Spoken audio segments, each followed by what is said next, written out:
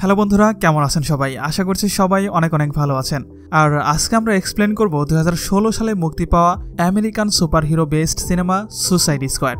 এই সিনেমাটি নির্মাণ করেছেন আমেরিকান ডেভিড আয়ার। এই মুভিটির IMDb রেটিং 7.3 আউট অফ 10।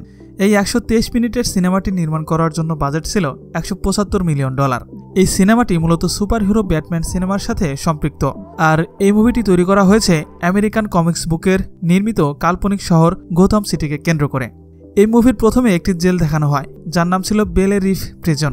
আর এখানে কিছু আসামি দেখা যায়, তাদের মধ্যে ছিল ডেডশট, হার্লি কুইন, আর এদের মতো এখানে আরও আসামি রয়েছে। আর এখান থেকে কাহিনী শিফট হয়ে যায় একজন US মিলিটারির এজেন্টের উপর যার নাম আমান্ডা ওয়ালার।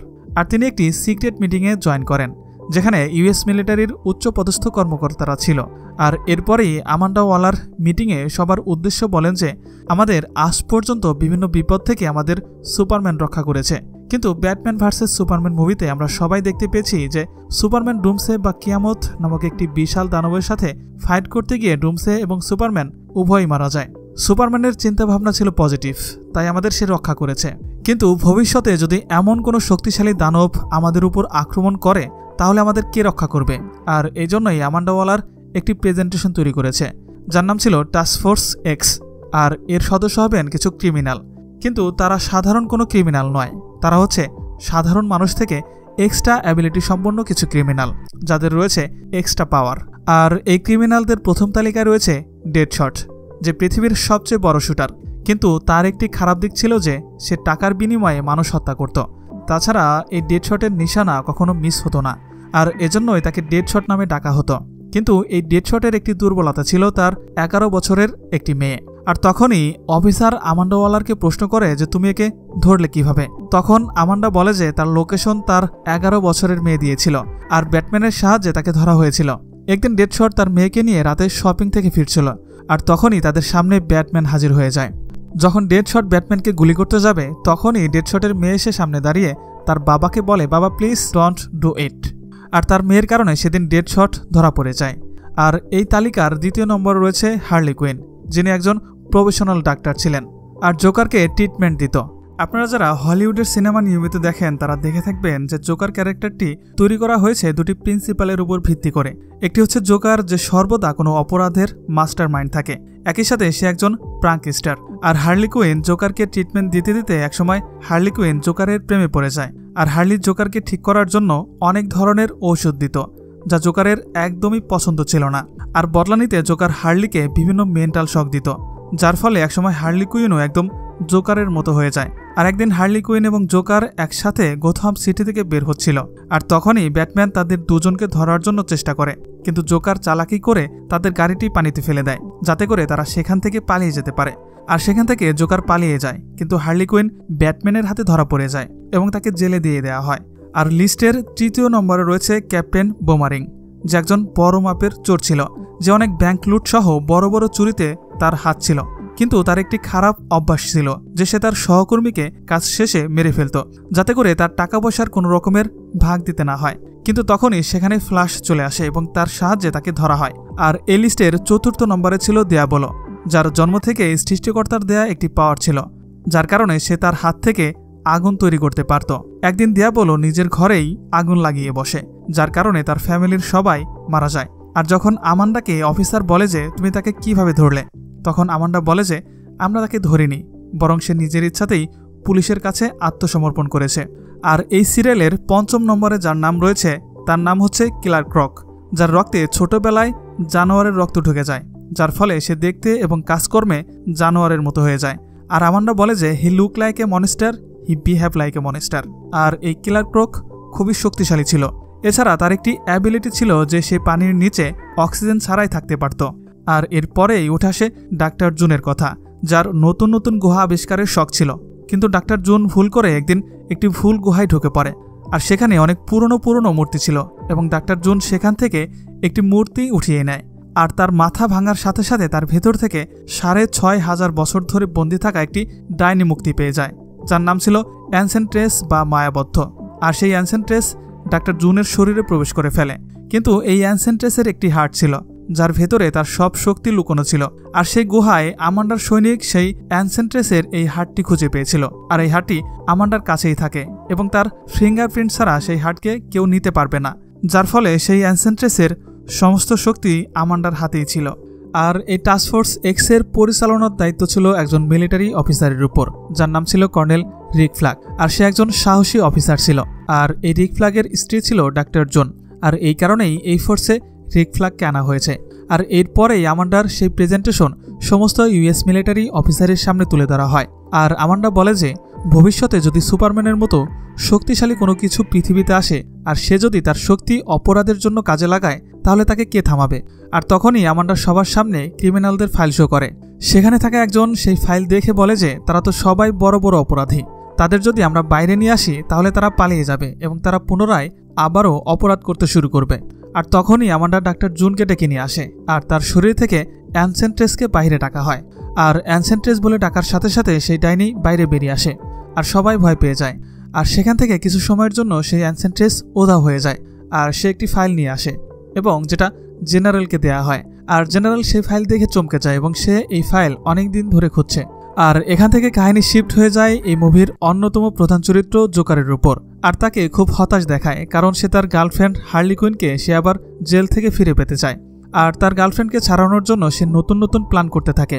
আর একদিন জোকার সে জেলখানার একজন পুলিশ অফিসারকে ধরে নিয়ে আসে এবং তার কাছ থেকে জেলখানার সমস্ত তথ্য নিয়ে নেয় এবং সে জানতে পারে যে টাস্কফোর্স এক্সের সদস্যদের মধ্যে তার গার্লফ্রেন্ড হার্লি কুইনও রয়েছে।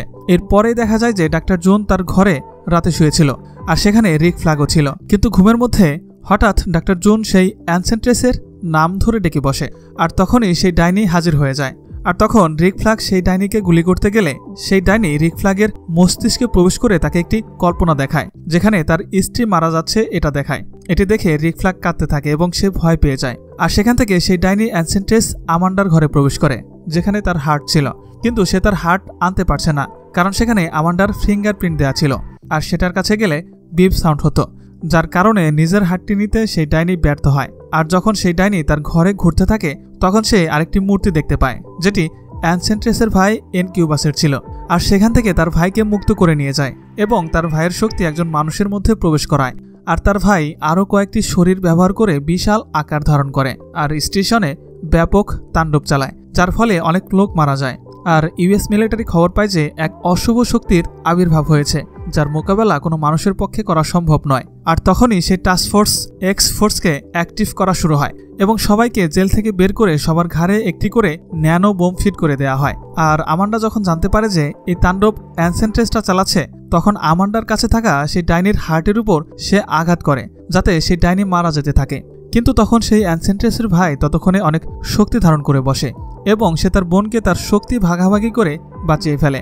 আর তারা বলে যে আমরা এই দুনিয়ার সব মানুষকে মেরে ফেলব, কারণ মানুষ তাদের মেরে ফেলতে চেয়েছিল। আর তখন তারা মেট্রো স্টেশন থেকে সারা শহরে তাদের তাণ্ডব আরও জোরদার করতে থাকে। আর এরপরে রিক ফ্ল্যাগ সেই সব ক্রিমিনালদের এক জায়গায় করে এবং তাদের সাথে মিটিং করে এবং বলে যে তোমাদের একটি মিশনে যেতে হবে, যেখানে আমাদের কিছু সৈনিক আটকা পড়ে আছে আর সেখানে একটি টেরোরিস্ট অ্যাটাক হয়েছে আর সেখান থেকে আমাদের আটকে থাকা সৈনিকদের মুক্ত করতে হবে। আর তোমরা যদি সেখান থেকে পালানোর চেষ্টা করো তাহলে তোমাদের গলার সেই বোম ফেটে যাবে এবং তোমরা সাথে সাথেই মারা যাবে। আর তারপরই টাস্কফোর্সের সদস্যদের নিজের পছন্দের জামাকাপড় এবং তাদের পছন্দের ওয়েপন দেওয়া হয়। আর তাদের সাথে আরও যুক্ত হয় জাপানিজ একটি মেয়ে, যার নাম কাটানা। কিন্তু ততক্ষণে সেই ডাইনি এবং তার ভাই অনেকগুলো দানব তৈরি করে ফেলে, যারা টাস্কফোর্সের উপর হামলা চালায়। টাস্কফোর্স তাদের প্রতিহত করতে সক্ষম হয়। আর তখনই সবাই রিক ফ্ল্যাগের উপর রাগ হয়ে যায় এবং তাকে বলে যে তুমি আমাদের মিথ্যা কেন বলেছিলে যেখানে টেরোরিস্ট অ্যাটাক হয়েছে, আর তুমি কেন বলনি যে আমরা যাদের বিরুদ্ধে লড়বো তারা কোনো মানুষ নয়, তারা হচ্ছে সবাই দানব, আর তারা তো আমাদের মেরে ফেলতে পারত। আর তখনই হার্লি কুইনের একটি কেমিক্যাল ট্যাঙ্ক নজরে আসে এবং সে কল্পনার রাজ্যে ডুবে যায়, যেখানে জোকার তার ভালোবাসার পরীক্ষা নিয়েছিল। আর জোকার হার্লি কুইনকে প্রশ্ন করেছিল যে তুমি কি আমার জন্য মরে যেতে পারবে? তখন হার্লি বলে হ্যাঁ, আমি তোমার জন্য মরেও যেতে পারবো। আর তখনই হার্লি সেই কেমিক্যাল ট্যাঙ্কের মধ্যে লাফ দেয় আর জোকার তাকে সেখান থেকে বাঁচিয়ে বুঝতে পারে যে হার্লি তাকে সত্যিই অনেক ভালোবাসে। আর তখনই সেই দানবরা এক্সফোর্সের উপর পুনরায় আরেকবার শক্তিশালী হামলা চালায় আর এইবার কেউ তাদের বিরুদ্ধে পেরে উঠছিল না। তখনই ডেডশট দিয়াবোলোকে বলে যে এবার তোমার কিছু করে দেখানো উচিত। আর তখনই দিয়াবোলো তার সেই পাওয়ার দেখায় এবং তার হাত দিয়ে আগুন তৈরি করে সব দানবদের পুড়িয়ে মেরে ফেলে। আর এই বিল্ডিং এর একটি ফ্লোরে এসে রিক ফ্ল্যাগ তাদের সবাইকে রেখে আমান্ডার সাথে কথা বলতে আসে। আর রিক ফ্ল্যাগ আমান্ডাকে বলে যে শহরের দানবরা আরো বেশি শক্তিশালী হতে চলেছে। আর তখনই পেছন থেকে ডেডশট তাদের সব কথা শুনে ফেলে এবং তাদের আর বুঝতে বাকি থাকে না যে এই টাস্কফোর্স এক্স কি কারণে গঠন করা হয়েছে। আর তখন টাস্কফোর্সের সব সদস্য বলে যে তোমরা সবাই আমাদেরকে মিথ্যা বলেছো, আর তাই আমাদের জীবনের ঝুঁকি নিয়ে আমরা দানবদের বিরুদ্ধে লড়তে পারবো না, আর এই মিশন আমরা এখানেই শেষ করছি। আর তখনই সেখানে আমান্ডা আসে এবং সে বলে যে তোমাদের সবার জীবন আমার হাতে, কারণ তোমাদের ঘাড়ে যে বোম রয়েছে তার রিমোট আমার হাতে, আর আমি এই রিমোট চাপলে তোমরা সবাই মারা যাবে। আর আমি যা বলছি তোমাদের তাই করতে হবে, কারণ তোমরা যাদের বিরুদ্ধে যুদ্ধ করছো তাদের বিরুদ্ধে কোনো সাধারণ লোক যুদ্ধ করতে পারবে না, আর তাই তোমাদের আনা হয়েছে। আর তোমরা যদি এই দানবদের সাথে যুদ্ধ করে বেঁচে থাকতে পারো তাহলে থাকবে, আর জিততে না পারলে মারা গেলে যাবে, কারণ তোমাদের এই টিমের নামই দেওয়া হয়েছে সুসাইড স্কোয়াড। আর তখনই সেখানে আমান্ডাকে রেস্কিউ করার জন্য একটি হেলিকপ্টার আসে এবং সবাই সেই বিল্ডিং এর সাথে যায়, কিন্তু সেখানে কোনো মিলিটারি ছিল না, সেখানে ছিল জোকার এবং জোকারের লোক যারা হার্লি কুইনকে এখান থেকে নিতে এসেছে। আর হার্লি জোকারকে দেখে তার সাথে যাওয়ার জন্য সামনের দিকে এগিয়ে যায়, আর জোকার তাকে বাঁচানোর জন্য একটি রশি ফেলায়, আর সেই রশি ধরে হার্লি কুইন সেখান থেকে তার সাথে পালিয়ে যায়। আর আমান্ডার রিমোট কন্ট্রোল বোম হার্লির উপর কাজ করে না, কারণ আগে জোকার হার্লির বোমটি ডিঅ্যাক্টিভ করে দিয়েছিল। আর তাই আমান্ডার ডেডশটকে বলে যে তুমি হার্লিকে গুলি করে মেরে ফেলো, কিন্তু ডেডশট তাদের ভালোবাসাকে সম্মান করে ইচ্ছা করেই তার গুলি মিস করায়। আর আমান্ডাকে বলে যে আমি গুলি মিস করেছি। আর তখনই সেখানে আরেকটি হেলিকপ্টারের উপর গুলি চালায়, যার ফলে জোকারের হেলিকপ্টারে আগুন ধরে যায়। আর হার্লিকে বাঁচানোর জন্য তাকে একটি ছাদের উপর ছেড়ে দেয়, আর সাথে সাথে জোকারের হেলিকপ্টার ক্র্যাশ হয়ে যায়, আর সবাই ধরে নেয় যে জোকার মারা গিয়েছে। আর এরপরে হেলিকপ্টার করে আমান্ডা সেখানে যেতে থাকে, কিন্তু তখনই ইনকিউবাস সেই হেলিকপ্টারের উপর হামলা করে বসে, আর আমান্ডার হেলিকপ্টার ক্র্যাশ হয়ে যায় এবং ইনকিউবাসের তৈরি দানব এসে তাকে নিয়ে যায়। আর তখন সেই ধ্বংস হেলিকপ্টার দেখে বুঝতে পারে যে এর উপর যে হামলা করেছিল সে কোনো মানুষ নয়, সে কোনো অপশক্তি, আর তারা এমন একটি অস্ত্র তৈরি করেছে যা দিয়ে তারা পুরো মানবজাতিকে মেরে ফেলতে পারে। আর তখন রিক ফ্ল্যাগ বলে যে সেই অ্যানসেন্ট্রেসের হাতে আমার স্ত্রীর জীবন রয়েছে, আর তাই তোমরা সবাই যাওয়ার না যাও আমার যেতেই হবে। আর সবশেষে সবাই মিলে এক হয়ে একটি প্ল্যান বানায়। আর তখন রিক ফ্ল্যাগ বলে যে কিছুদিন আগে আমরা সৈন্যরা মেট্রো সিটির নিচে একটি বোম ফিট করে রেখেছিলাম, কিন্তু সেখানে যাওয়া এখন অসম্ভব, কারণ সেখানে পানি এসে ভরে গেছে। আর তখন কিলার ক্রক বলে যে আমি তো পানিতেই থাকতে পারি, আর আমি সেই বোমের কাছে যাচ্ছি এবং তোমরা যেখানে ফিট করতে বলবে সেখানে ফিট করে দিব। আর এরপরেই পুরো স্কোয়াড অ্যানসেন্ট্রেসের কাছে চলে আসে।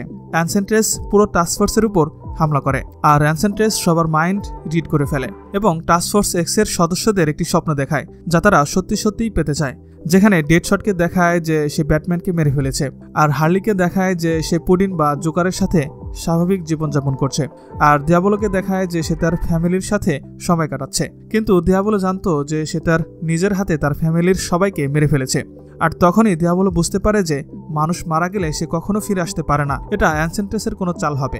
আর তখন পুরো স্কোয়াড ডাইনিদের সামনে আসে এবং বলে যে তোমাদের কোনো চাল আমাদের উপর কাজ করবে না, আমরা তোমাদের সবাইকে শেষ করে দেব। আর তখনই অ্যানসেন্ট্রেস তার ভাইকে ডেকে নিয়ে আসে, আর তার সাথে দিয়াবোলো তার আগুনের শক্তি দিয়ে লড়াই করে, কিন্তু দিয়াবোলোর শক্তি বেশি সময় থাকতো না। আর তার শক্তি যখন ফুরিয়ে আসে তখনই দিয়াবোলোর নির্দেশে অ্যানকিউবাসের বরাবর কিলার ক্রক বম ফিট করে দেয়, আর বিস্ফোরণের ফলে দিয়াবোলো এবং অ্যানকিউবাস দুজনেই মারা যায়। আর তখনই অ্যানসেন্ট্রেসের পাওয়ার কমে যায়। আর তখন সেই ডাইনি বলে যে তোমরা সবাই আমার টিমে যোগ দাও, তোমরা যা চাইবে তাই পাবে। আর হার্লি তখন তার পুরনো পুডিনকে ফিরিয়ে দিতে বলে, আর এই কথা বলতে বলতে তার কাছে চলে আসে, আর সে কাটানার তরবারি দিয়ে তার বুক থেকে হার্ট বের করে ফেলে, যার ফলে ডাইনির শক্তি কমে যায়। আর তখন রিক ফ্ল্যাগ কিলার ক্রককে বোম নিতে বলে এবং তার বরাবর নিক্ষেপ করতে বলে। আর তখনই ডেডশট হার্লিকে তার পিস্তল দিতে বলে, আর যখন কিলার ক্রক সেই বোম ছুড়ে দেয় তখনই ডেডশট সে চলতি বোমাতে ফায়ার করে দেয়, যার ফলে বোম ফেটে যায় এবং অ্যানসেন্ট্রেসের সমস্ত শক্তি ভূপাতিত হয়। আর অ্যানসেন্ট্রেস রিক ফ্ল্যাগকে বলে যে সে আর কখনোই তার স্ত্রীকে ফিরে পাবে না। আর তখন রিক সেই ডাইনির হার্ট চেপে ধরে তাকে মেরে ফেলে, আর সাথে সাথেই অ্যানসেন্ট্রেস মারা যায়। তখন রিক ফ্ল্যাগ ভেবেছিল যে সে তার স্ত্রীকে মনে হয় আর কখনোই ফিরে পাবে না। আর তখনই ডেডশট দেখতে পায় যে অ্যানসেন্ট্রেসের বডি একটু নড়ে উঠেছে। আর যখন রিক ফ্ল্যাগকে বিষয়টি দেখায় আর তার কাছে রিক ফ্ল্যাগ গেলে ডাক্তার জুন তার শরীরে ফিরে আসে, আর রিক ফ্ল্যাগ তার স্ত্রীকে পেয়ে অনেক খুশি হয়ে যায়। আর তখনই সেখান থেকে সবাই চলে যাচ্ছিল। আর তখনই সেখানে আমান্ডা চলে আসে, আর সে সবার উদ্দেশ্যে বলে যে তোমরা কোথায় যাচ্ছ, তোমাদের জীবন এখন আমার হাতে, তোমরা কি ভেবেছো যে তোমরা এই মিশন শেষ করে তোমাদের বাড়ি ফিরে যাবে? এরকমটা হতে পারে না। তোমরা মানুষকে বাঁচিয়েছো, এজন্য তোমাদেরকে এক একজনের 10 বছর করে সাজা কমিয়ে দেওয়া হলো। আর এর থেকে বেশি কিছু তোমাদের চাওয়ার থাকলে বলতে পারো। আর তখন ডেডশট বলে যে আমাকে আমার মেয়ের সাথে যখন চাইবো তখনই দেখা করতে দিতে হবে। আর বোমারিং বলে যে আমাকে এমন একটি রুমে রাখো যেখানে কেউ থাকবে না। আর যখন তাদের সবাইকে জেলখানায় আবার ফিরিয়ে আনা হয় তখন তাদের ইচ্ছামতো তাদের থাকতে দেওয়া হয়। আর তখনই জেলখানায় কিছু লোক হামলা করে বসে আর হার্লি কুইনকে মুক্ত করে দেয়। আর সে অন্য কেউ ছিল না, সেটা ছিল জোকার। আর জোকার খুব শান্তভাবে হার্লি কুইনকে বলে যে চলো বাসায় ফিরে চলো। আর জোকার হার্লি কুইনকে জেলখানা থেকে মুক্ত করে নিয়ে যায়। আর এখানেই মুভিটির শেষ হয়ে যায়। বন্ধুরা, আমাদের আজকের ভিডিওটি এ পর্যন্তই। ভিডিওটি ভালো লাগলে একটা লাইক দিতে পারেন। আর এই ধরনেরই মজার মজার সব ভিডিও দেখতে আমাদের চ্যানেলটি সাবস্ক্রাইব করে রাখতে পারেন। ভালো থাকবেন সবাই। আল্লাহ হাফেজ।